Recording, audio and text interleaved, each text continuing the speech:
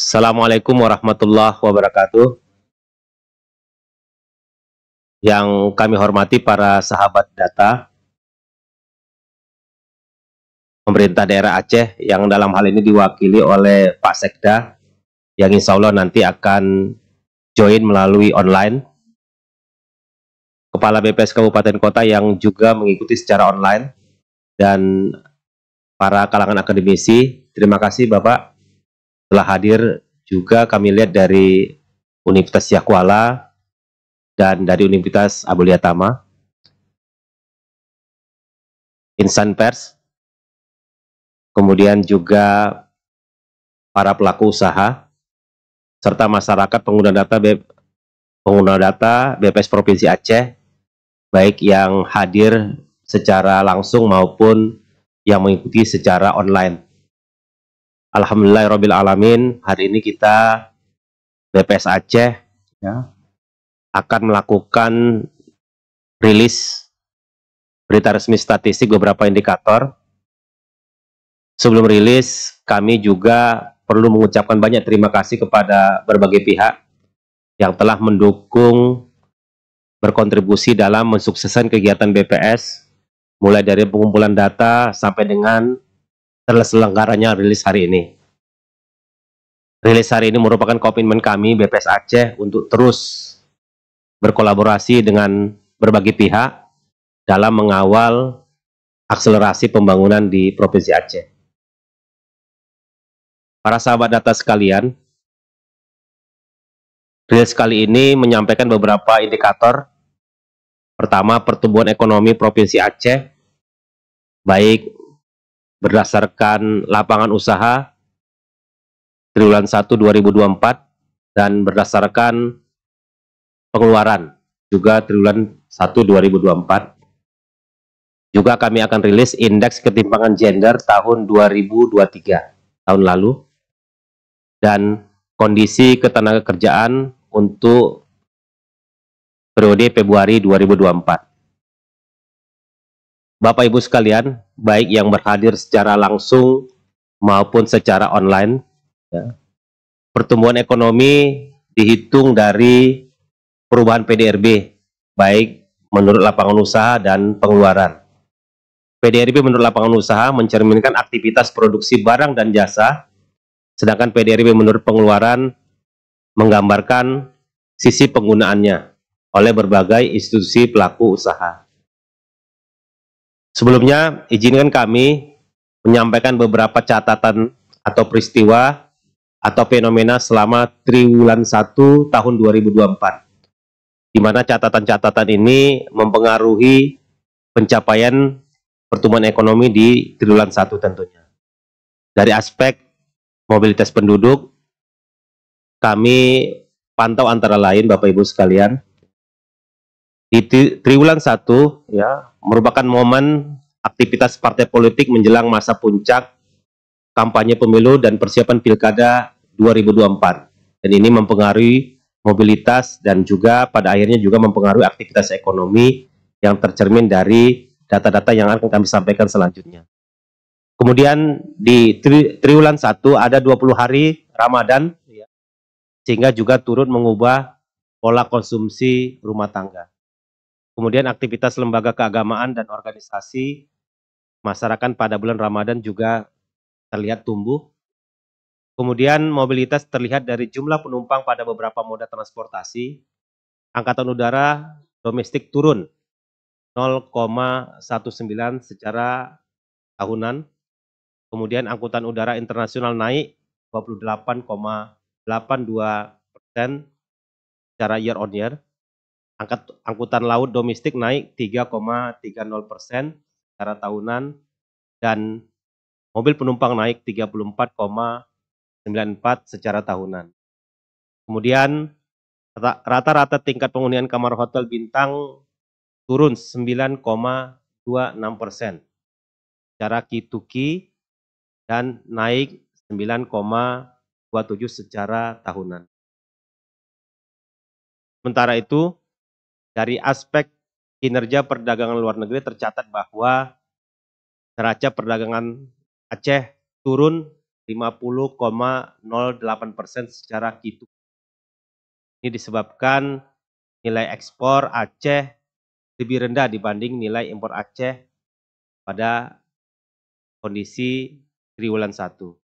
Kemudian inflasi selama triwulan 1 2024 tercatat terus mengalami tren kenaikan dan pada Maret tercatat 3,25 secara tahunan.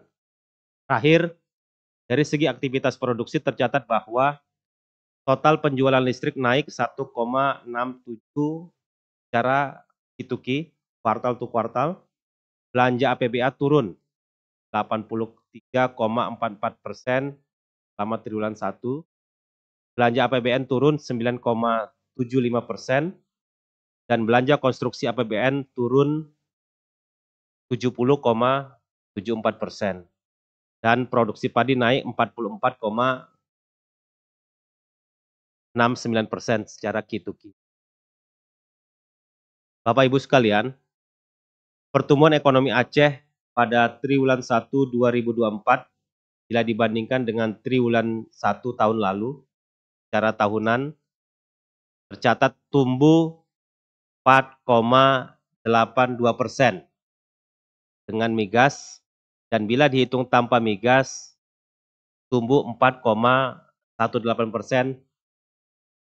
Kemudian jika dilihat atau dibandingkan triwulan 4 2023 atau secara Q2Q, kondisi ekonomi Aceh triwulan 1 2024 mengalami kontraksi cukup signifikan, 6,44% dengan migas dan mengalami kontraksi sebesar 6,7% bila tanpa migas. Selanjutnya, Bapak Ibu sekalian, kita akan melihat tren pertumbuhan ekonomi secara triwulan Aceh dengan migas secara lebih rinci mulai dari triwulan 1 tahun 2020 sampai dengan triwulan 1 tahun 2024 dapat dilihat bahwa dengan memperhitungkan migas, ekonomi Aceh pada triwulan 1 2024 secara tahunan tumbuh sekitar 4,82%. Jadi di sini terlihat secara tren, bila Bapak Ibu perhatikan ya, memang secara year on year di triwulan 1 itu cenderung mengalami peningkatan. Dan pola yang berbeda pada Q2Q, mana pada laju pertumbuhan triwulanan kelihatan secara musiman, pertumbuhan ekonomi pada kuadran pertama itu cenderung terjadi kontraksi. Terlihat tahun 2020, Q1 itu minus 3,36%, tahun 2021, 2022, 2023, dan di 2020. Selanjutnya, kita akan membahas PDRB atau Pertumbuhan Ekonomi Provinsi Aceh menurut lapangan usaha. Pada triwulan 1 2024, secara year on year, bagian besar sektor mengalami pertumbuhan positif. Mana yang Bapak Ibu sama-sama kita lihat di tampilan. Pertumbuhan tertinggi berasal dari sektor transportasi dan perdagangan sebesar 10,65%. Kemudian disusul sektor pengadaan listrik dan gas sebesar 9,22%. Sementara itu, ada sektor yang mengalami kontraksi adalah sektor jasa keuangan dan sektor jasa kesehatan dan kegiatan sosial.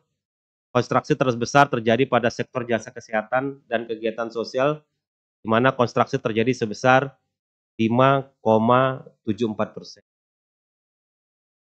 Sementara itu, secara Q2Q, sebagian besar sektor mengalami kontraksi, di mana kontraksi terbesar terjadi pada sektor konstruksi, yaitu sebesar 19,61%, sedangkan pertumbuhan tertinggi dialami oleh sektor transportasi dan perdagangan. Bapak Ibu sekalian, Struktur PDRB Aceh menurut lapangan usaha atas dasar harga berlaku triwulan 1 tahun 2024 masih didominasi oleh sektor pertanian sebesar 31,65%, diikuti oleh perdagangan besar dan eceran, reparasi mobil motor sebesar 15,28%, serta administrasi, pemerintahan, pertahanan, dan jaminan sosial wajib sebesar 8,70%. Kemudian, apabila kita lihat sumber pertumbuhan ekonomi Aceh pada triwulan 1 2024 secara tahunan atau year on year, paling tinggi berasal dari sektor pertanian, kehutanan, dan perikanan sebesar 1,97%, susul oleh sektor administrasi pemerintahan, pertanahan dan jaminan sosial wajib, serta sektor transportasi dan Bapak Ibu sekalian, sumber pertumbuhan negatif berasal dari sektor jasa kesehatan dan kegiatan sosial sebesar minus 0,2%, disusul sektor jasa keuangan dan asuransi sebesar minus 0,01%. Sesuai dengan yang telah dijelaskan sebelumnya, berikut adalah tren dari pertumbuhan 3 lapangan usaha yang mendorong terjadinya pertumbuhan PDRB secara tahunan pada triwulan 1 2024. Ini terlihat bahwa tren sumber pertumbuhan sektor pertanian terjadi fluktuatif. Kita memperhatikan sejak triwulan 1 2023 bandingkan dengan keadaan berikutnya.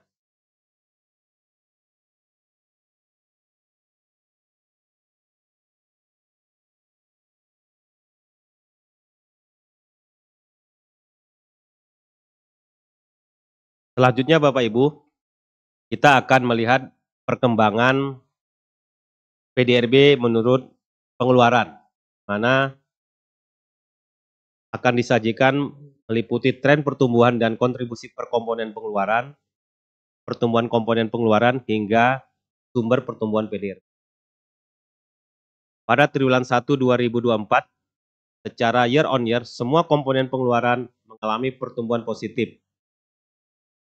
Pertumbuhan tertinggi berasal dari komponen pengeluaran konsumsi lembaga non-profit untuk konsumsi rumah tangga LNPRT sebesar 29,34%. Kemudian diikuti komponen pengeluaran konsumsi pemerintah sebesar 20,83%. Sementara itu, secara Q2Q, bagian besar komponen pengeluaran mengalami kontraksi. Kontraksi terbesar terjadi pada komponen pengeluaran konsumsi pemerintah yakni sebesar 42,90%. Sedangkan pertumbuhan tertinggi dialami oleh komponen pengeluaran konsumsi lembaga non-profit untuk konsumsi rumah tangga atau LNPR. Kemudian Bapak Ibu sekalian, bila kita memperhatikan struktur PDRB menurut pengeluaran atas dasar harga berlaku pada triwulan 1 2024, menunjukkan bahwa perekonomian Aceh menurut pengeluaran didominasi oleh komponen ekspor barang dan jasa yang mencakup 58,72%. Diikuti oleh komponen pengeluaran konsumsi rumah tangga sebesar 55,60%, komponen PMTB pendudukan modal tetap bruto sebesar 31,62%, komponen pengeluaran konsumsi pemerintah sebesar 12,52%, serta komponen PKLNPRT sebesar 2,29%.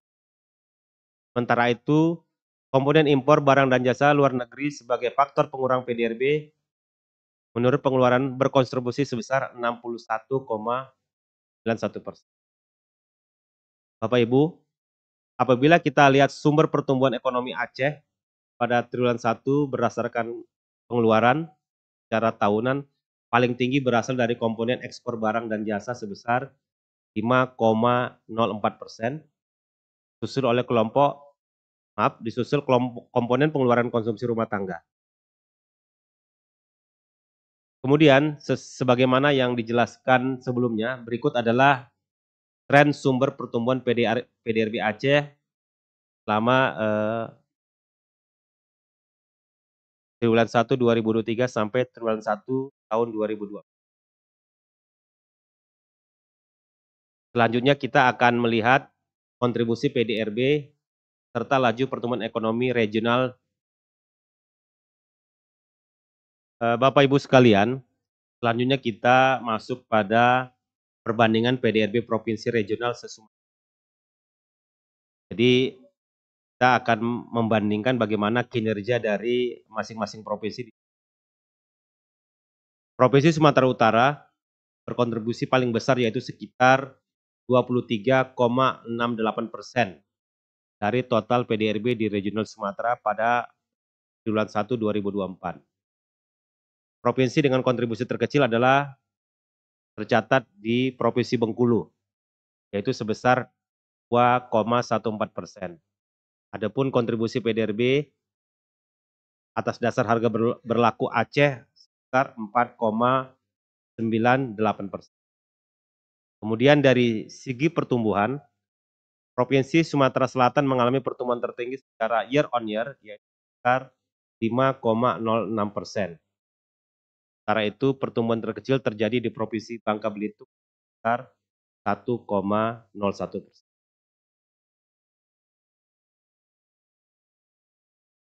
Bapak Ibu sekalian, kemudian kita melanjutkan rilis terkait dengan indeks ketimpangan gender tahun 2023. Indeks ketimpangan gender mengukur ketimpangan gender pada 3 dimensi. Dimensi kesehatan reproduksi, pemberdayaan gender, dan pasar tenaga kerja. Di mana cara kita memahami data, semakin kecil nilai indeks ketimpangan gender, maka makin rendah ketimpangan yang terjadi antara laki-laki dan perempuan. Indeks ketimpangan gender Provinsi Aceh pada tahun 2023 adalah sebesar 0,489, mana dimensi kesehatan reproduksi perempuan dibentuk dari 2 indikator, yaitu proporsi perempuan pernah kawin usia 15 sampai 49 tahun yang melahirkan hidup tidak difasilitasi kesehatan, dan proporsi perempuan pernah kawin usia 15 sampai dengan 49 tahun yang saat melahirkan hidup pertama berusia kurang dari 20 tahun. Kemudian dimensi pemberdayaan dibentuk oleh 2 indikator, yaitu persentase anggota legislatif dan persentase perempuan 25 tahun ke atas yang berpendidikan SMA ke atas. Kemudian dimensi pasar tenaga kerja yang direpresentasikan dengan indikator tingkat partisipasi angkatan kerja TPAK, dan capaian indikator pada masing-masing dimensi dapat Bapak Ibu lihat bagaimana yang kami tampilkan di layar. Indeks ketimpangan gender atau IKG Provinsi Aceh tahun 2023 sebesar 0,48%. Pencapaian ini turun 0,01 poin persen dibandingkan dengan tahun 2022 yang mencapai sebesar 0,504. Menurunnya indeks ketimpangan gender Provinsi Aceh terutama dipengaruhi oleh meningkatnya dimensi pasar tenaga kerja perempuan dari 45,15 pada tahun 2022 menjadi 49,05 pada tahun 2023. Pada dimensi kesehatan reproduksi, penurunan IKG dipengaruhi oleh perbaikan indikator wanita melahirkan tidak difasilitasi kesehatan yang turun dari 17,2% tahun 2022 menjadi 15,5% pada tahun 2023. Begitu pula proporsi perempuan pernah kawin usia 15 sampai 40 tahun atau yang saat melahirkan hidup pertama berusia kurang dari 20 tahun, menurun dari 21,6% pada tahun 2022 menjadi 20,9% pada tahun 2023. Pada dimensi pemberdayaan, penurunan IKG dipengaruhi oleh perbaikan indikator persentase perempuan 25 tahun ke atas yang berpendidikan SMA ke atas yang meningkat lebih tinggi dibanding dengan laki-laki. Bapak Ibu sekalian, pencapaian indeks ketimpangan gender pada tingkat kabupaten kota selama kurun waktu 2022 dan 2023, bagaimana yang Bapak perhatikan di layar, mengindikasikan perkembangan ketimpangan gender yang semakin baik. Sebagian besar kabupaten kota mengalami penurunan ketimpangan gender. Pada tahun 2023, indeks ketimpangan gender yang paling rendah dicapai oleh Kabupaten Pidi, diikuti dengan Kabupaten Semulu dan Kota. Sementara itu, indeks ketimpangan gender tertinggi tercatat di Kabupaten Pidijaya. Ini menjadi sinyal bagi pemerintah kabupaten kota, dan tidak saja pemerintah, tentunya banyak pihak untuk memperhatikan bagaimana ke depan indeks ketimpangan gender ini bisa ditekan sehingga ada pemerataan ataupun timpangannya menjadi lebih kecil tentunya. Bapak Ibu sekalian, kalau kita perhatikan secara spasial, ada sejumlah 12 kabupaten kota yang memiliki ketimpangan gender di bawah angka provinsi. Sementara itu sisanya ada 11 lainnya memiliki ketimpangan gender yang masih di atas angka level provinsi. Di antaranya adalah Kabupaten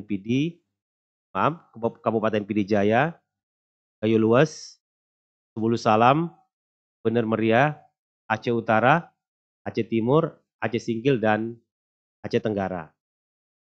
Kabupaten Pidijaya mengalami peningkatan ketimpangan gender tertinggi yaitu sebesar 0,285 poin. Sedangkan Kabupaten Semulu mengalami penurunan ketimpangan paling tinggi sebesar 0,1 poin.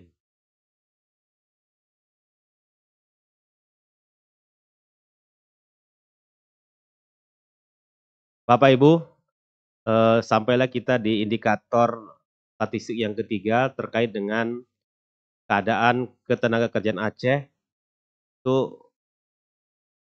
periode Februari 2024. Bapak Ibu sekalian, sebelum kami memaparkan indikator ketenagakerjaan, perlu kami sampaikan bahwa sumber utama data ketenagakerjaan adalah Survei Angkatan Kerja Nasional atau Sakernas, di mana penduduk usia kerja merupakan semua orang yang berumur 15 tahun ke atas. Di Aceh pada Februari 2024, tercatat ada sebanyak 4,05 juta orang penduduk usia kerja, di mana angka ini mengalami kenaikan sebanyak 61.000 orang dibandingkan Februari tahun lalu. Sebagian besar penduduk usia kerja merupakan angkatan kerja yaitu 2,60 juta orang, sisanya termasuk bukan angkatan kerja yaitu 1,45 juta orang. Komposisi angkatan kerja pada Februari 2024 terdiri dari 2,45 juta orang penduduk yang bekerja dan 144.000 orang pengangguran. Apabila dibandingkan Februari 2023, penduduk bekerja mengalami kenaikan sebanyak 5,43 ribu orang dan pengangguran menurun sebanyak 4,76 ribu orang. Berlanjut ke indikator partisipasi angkatan kerja, mana TPAK adalah persentase banyaknya angkatan kerja terhadap banyaknya penduduk, di mana TPAK mengindikasikan besarnya persentase penduduk yang aktif secara ekonomi di suatu wilayah. Bapak Ibu, TPAK di Aceh pada Februari 2002 sebesar 64,14%, turun dibanding Februari 2023. Berdasarkan jenis kelamin, pada Februari 2024, TPAK laki-laki sebesar 82,33%, lebih tinggi dibandingkan TPAK perempuan yang sebesar 47,05%. Dibandingkan Februari 2023, TPAK laki-laki mengalami kenaikan sebesar TPAK perempuan mengalami penurunan. Selama tahun terakhir Bapak Ibu, penurunan TPAK lebih tinggi pada perempuan dibanding laki-laki. Selanjutnya, kita memasuki indikator ketenagakerjaan yaitu tingkat pengangguran terbuka atau disingkat dengan TPT. Bapak Ibu sekalian, TPT merupakan indikator yang digunakan untuk mengukur tenaga kerja yang tidak terserap oleh pasar tenaga kerja dan menggambarkan kurang termanfaatkannya pasokan tenaga kerja. TPT hasil Sakernas Februari 2024 sebesar 5,56%. Hal ini berarti kita mengartikannya dari 100 orang angkatan kerja, terdapat sekitar 6 orang penganggur. Dapat dilihat pada grafik bahwa pada Februari 2024, TPT mengalami penurunan dibandingkan dengan periode sebelumnya. Menurut jenis kelamin, pada Februari 2024, tingkat pengangguran terbuka laki-laki sebesar 5,38%, lebih rendah dibanding TPT perempuan yang sebesar 5,88%. Apabila dilihat menurut daerah tempat tinggal, TPT perkotaan besar 7,18%, lebih tinggi dibandingkan dengan TPT di daerah pedesaan 4,62%. Artinya tingkat pengangguran di kota relatif lebih tinggi bila dibandingkan di dan ini fenomena menarik Bapak Ibu sekalian. Kemudian komposisi penduduk bekerja menurut lapangan pekerjaan utama dapat menggambarkan struktur tenaga kerja di pasar tenaga. Mana berdasarkan hasil Sakernas Februari 2024, 3 lapangan pekerjaan yang menyerap tenaga kerja paling banyak di Aceh adalah pertanian, yaitu sebesar 36,07%. Perdagangan sebesar 16,19% dan industri pengolahan sebesar 8,51%. Bapak Ibu, dari angka ini Bapak Ibu bisa bandingkan dengan paparan indikator sebelumnya bagaimana share per sektor, di mana penyerapan tenaga kerja di sektor pertanian ya, seirama dengan share sektor pertanian terhadap pertumbuhan Aceh. Dan sektor pertanian ini menjadi solusi dalam penyerapan tenaga kerja. Dibandingkan dengan Februari 2023, 3 lapangan pekerjaan yang mengalami peningkatan penyerapan tenaga kerja terbesar adalah sektor pendidikan, administrasi pemerintah, dan akomodasi, dan makanan minuman menjadi sektor tertinggi peningkatan tenaga kerja, yaitu sebesar masing-masing 1,147%, 1,20%, dan 0,71%. Jadi ada 3 lapangan pekerjaan yang mengalami peningkatan dalam penyerapan tenaga kerja pada Februari 2023. Pada Februari 2024, penduduk bekerja paling banyak berstatus buruh, karyawan atau pegawai, yaitu sebesar 31,80%. Sementara yang paling sedikit berstatus bekerja bebas di non-pertanian sebesar 4%. Berdasarkan status pekerjaan utama, penduduk bekerja dapat dikategorikan menjadi kegiatan formal dan informal. Bapak Ibu, menurut catatan BPS pada Februari 2024, penduduk yang bekerja pada kegiatan informal sebanyak 63,19%. Sedangkan yang bekerja pada kegiatan formal sebanyak 36,81%. Penduduk yang bekerja di sektor informal masih dominasi di Aceh. Proporsi penduduk yang bekerja pada kegiatan formal mengalami peningkatan selama Februari 2023 selama periode Februari 2023 sampai dengan Februari 2024, utamanya didorong oleh meningkatnya pekerja dengan status buruh, karyawan, dan pegawai.